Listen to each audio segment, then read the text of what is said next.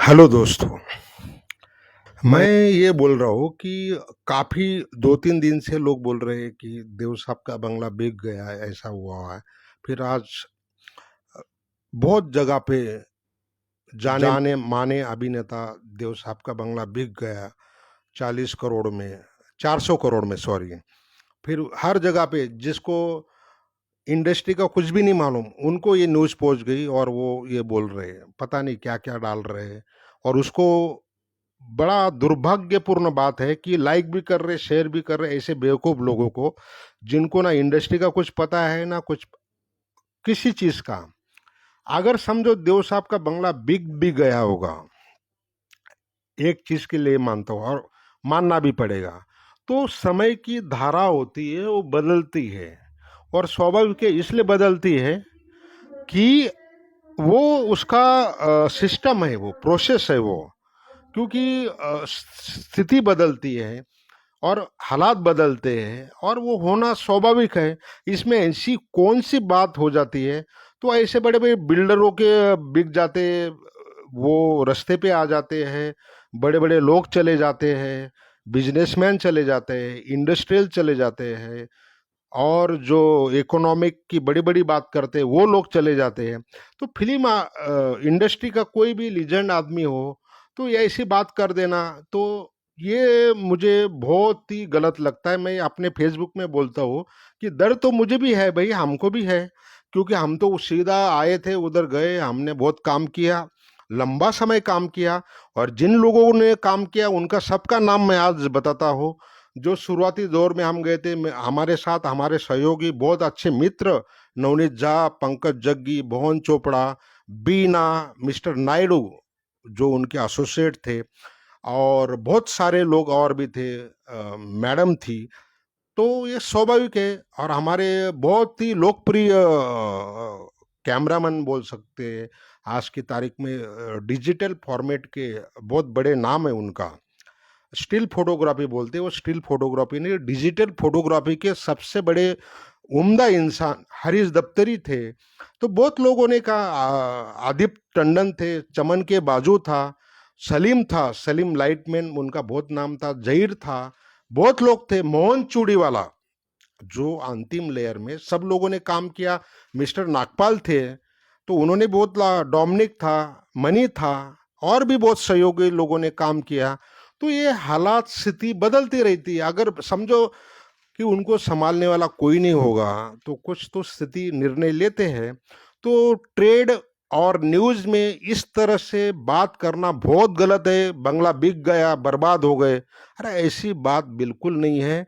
जो लोग सुन रहे मेरे फेसबुक में है कि हम तो गांव से आए थे, उधर पूरा स्टडी किया, सारी चीज उनसे सीखी। देव साहब जैसे लीजेंड थे नहीं, ना है, ना रहेगा। ये मैं प्रैक्टिकल बता रहा हूँ। तो वक्त के हालात साथ सारी चीज बदलती है। तो इसमें न्यूज वाले और फालतू लोग इतना उसको दिखाते हैं कि बंगला बिक गया, बंगला बिक गया। अरे क्या हो गया उसमें? तो पार्ट ऑफ द प्रोसेस है, वो बंगले को मेंटेन नहीं होगा या जो भी है, वो तो टेक्निकल प्रोसेस तो हर कोई नहीं बोल सकता ना। उनके ऑफिशियल पर्सन, उनके जो लड़के हैं, वो भी नहीं बता पाएंगे। हम भी बहुत दिन से संपर्क में नहीं है, तो हमारी चीज तो हमारे हाथ में नहीं है। जो हमसे उनसे जो हमने ज्ञान लिया, जो विद्या लिया, आज हम इस पोजीशन पे पहुंचे बिकॉज ऑफ देव साहब। तो ये जो न्यूज फैलाते हैं लोग, 400 करोड़ में देव साहब का बंगला बिक गया, बिक गया, और उतने ही सारे फोन मुझे आए। और जो फोन आते हैं उनको समझाना वो तो स्वाभाविक करेंगे कि उन्होंने जो मुझे नजदीक से देखा है, बहुत जर्नलिस्ट भी होगा आज की तारीख में, शायद अली पीटर जॉन नहीं है, बाकी लोग बहुत नाम लेना, और नाम भी नहीं आ सकता क्योंकि बहुत लंबा गैप हो गया, 7-8 साल का। तो ये जो न्यूज है, ब्रेकिंग न्यूज, ये न्यूज, वो न्यूज, जैसे राज कपूर का, राज कपूर साहब का बंगला बिक गया या स्टूडियो बिक गया, तो जिस तरह से ये क्रिटिस करते हैं ना, वो बहुत गलत है। बिल्कुल है। आप, हम भी गांव में थे, हमारी भी जमींदारी थी, बहुत कुछ था। अगर कोई जमीन बेचता था तो उसके अपने प्रॉब्लम थे, आप बेच भी दिया तो इतना क्या शर्म की बात हो गई, इतना क्या हो गया कि पूरा पहाड़ टूट गया? तो वो तो हम, मैं जान सकता हूँ कि मैं बचपन से सारी चीज देखी है, गरीबी भी देखी है, बहुत सारी चीज देखी है। आज भी हम स्ट्रगल कर रहे हैं, कोई ऐसे बड़े बने नहीं, कोई मेकर नहीं है हम लोग। मैंने सिर्फ उनके साथ काम किया जो मुझे फ़ोन आते हैं, आ रहे हैं, तो स्वाभाविक है मेरी ये रिएक्शन है। तो मैंने सबको बोला कि ये the part of the process, development हर जगह पे हो गई। आज जो 30 साल 40 साल पहले जिसका घर थे, जॉइंट फैमिली थे, तो वो उनके बच्चे हो गए तो डिवाइड हो जाता है। तो ये भी स्वाभाविक रिएक्शन से क्यों नहीं लोग लेते हैं? तो वो जो हार्मफुल बात हो जाती, देव साहब का बंगला बिक गया। देवानंद की यादें तबाह होने जा रही हैं। उनका वो बसेरा बिक गया है जहां देव साहब ने अपनी जिंदगी के सबसे खूबसूरत पल बिताए। इस बंगले की डील 350 करोड़ से लेकर 400 करोड़ के बीच में हुई है। बिक गया, देव साहब का बंगला बिक गया था, ऐसा कोई बात नहीं है। बहुत सारी चीज़ है। उनके लड़के जो मिस्टर सुनील आनंद है वो बहुत सक्षम है। वो अपने आप में बहुत काबिलियत इंसान है। वो इंटरनेशनल फिल्म बना रहे हैं और भी बहुत सारे काम कर रहे हैं। तो वो दिखाने में से यकीन नहीं रखते। वो बहुत ही अलग इंसान है। वो अपने तरीके से करेंगे। लेकिन मुझे इस बात का दुख है कि जो फालतू चैनल यूट्यूब में मैं भी हूँ, लेकिन मैं हम तो प्रैक्टिकल है जो सालों से काम करते हैं, सालों से काम टॉप टू बॉटम कर रहे हैं और कर रहे हैं अभी भी। और जिसको कुछ नॉलेज नहीं, बस न्यूज़ उठाया, पेस्ट किया और कॉपी किया और कुछ भी बोल दो। तो मैं सभी लोगों को ये आह्वान करता हूँ, खबरदार ऐसी फालतू न्यूज़ चलाई कि दो साहब का बंगला बिक गया, ये हो गया। वो part of the process, part of the development है वो उनके लड़के बहुत सक्षम है, उनकी फैमिली बहुत सक्षम है। वो अपने निर्णय खुद लेते हैं और लेंगे, और आगे उनका बहुत बड़े बड़े प्लानिंग है।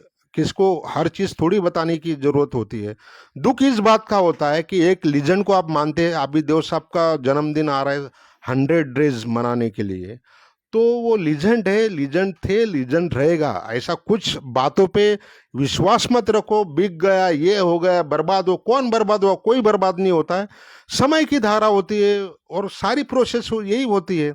तो हो गया तो इतना मीडिया और जो फालतू लोग इतने दिखाते हैं। अरे बाबा, तुमको क्या मालूम, हम खुद काम किया है उधर, जितने सहयोगी लोग हैं, शायद मैं नाम भूल गया, उनको माफी चाहता हूँ। तो मैं जज्बाती तौर पे वीडियो निकाला और ये डाल रहा हूँ, मुझे भी बुरा लगा बिगनिंग से, मतलब कल से भी लगा, आज मॉर्निंग से भी लगा। तो मैं भी वीडियो डाल रहा हूँ, ऐसी कोई बात नहीं है। तो प्लीज़, जितने मेरे मतलब मेरे फेसबुक पे, ये याद रखो, ये पार्ट ऑफ द प्रोसेस होता है, ये बदलना ही पड़ेगा। बदलेगा नहीं तो वक्त भी बदलता है। क्या हो गया, हम काम करते हैं भाई, बदल गया, अभी क्या है, जमाना बदल गया तो जमाने के साथ सबको बदलना पड़ता है। तो ये प्रोसेस है। तो इग्नोर ऑल दोस थिंग। जब आप यूट्यूब पे जाते हो या फेसबुक पे जाते हो, उसकी एक न्यूज़ जरूर आती है कि देव साहब का बंगला बिक गया, फिर इतने लीजेंड थे, उनका बंगला बिक गया। अरे बिक गया तो क्या हो गया उसमें? ये तो होता है। तो अ, जो क्रिटिसाइज होता है, जो लीजेंड है, उसके लिए जो आप बोलते हैं यार एक बिक गया, मतलब लोग ये सोचते हैं कि सब खत्म हो गया। ऐसा नहीं होता है। और बिका नहीं बिका किसने देखा? तो ये जो वीडियो निकालते, वीडियो निकालो, अच्छी बात है, प्रमोट भी करो, अच्छी बात है, सब कुछ करो, अच्छी बात है। मेरा सिर्फ मानना है जो प्रैक्टिकल दिखाओ। तो मैं ऐसे ही भी बहुत दुखी था, तो बहुत लोगों को यही मैंने समझाया, भाई हम थे तो क्या हो गया। तो ये पार्ट ऑफ द प्रोसेस। तो जिस तरह से आज फेसबुक में जाओ, जिधर देखो, न्यूज़ में देखो, वो देखो, ऐसा कुछ नहीं, सब बहुत तरीके से है। सुनील आनंद बहुत इंटेलेक्चुअल आदमी है, वो अपने दम पे सारी चीज़ कर रहा है और करता रहेगा।